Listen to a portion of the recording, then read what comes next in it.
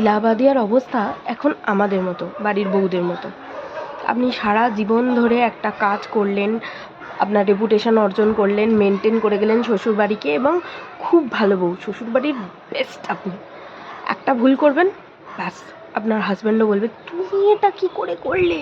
একটা বাজে কথা বলবেন, মুখ ফসকে হয়তো রাগের মাথায় কোনো কারণে প্রচুর কাজের প্রেশারে পেরিয়ে গেছে 7-17, ওইটা বলবেন। যত ধরনের শাশুড়ি আছে, কুশ শাশুড়ি, মামি শাশুড়ি, পিস শাশুড়ি, মাসি শাশুড়ি, শাশুড়ি, দিদি শাশুড়ি, সবাই তো আপনার তুলোধনা করবে, জীবন শেষ হয়ে যাবে। ওর অবস্থাও সেরকম, ওর জীবন এখন শেষ। সারা জীবন ধরে পডকাস্ট করে করে একটা জায়গায় এলো, এসে একটা ভুল কমেন্ট করে ফেললো, আর আমার নিউজ ফিডটা তখন ভরে গেছে এই রণবীর ইলাহাবাদিয়া বিয়ার বাইসে বা সময় রায়নাতে।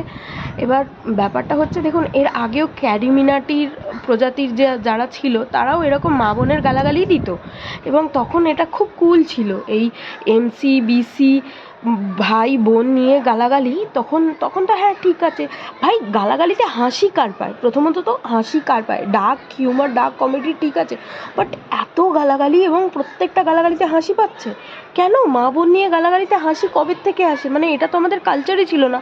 যবের থেকে কালচারের ডিগ্রেডেশন শুরু হয়েছে, তবের থেকে এগুলোও শুরু হয়ে গেছে, ব্যাস। তো এটা এখন কুল, যে যত গালি দেবে সে তত কুল, ইউনো।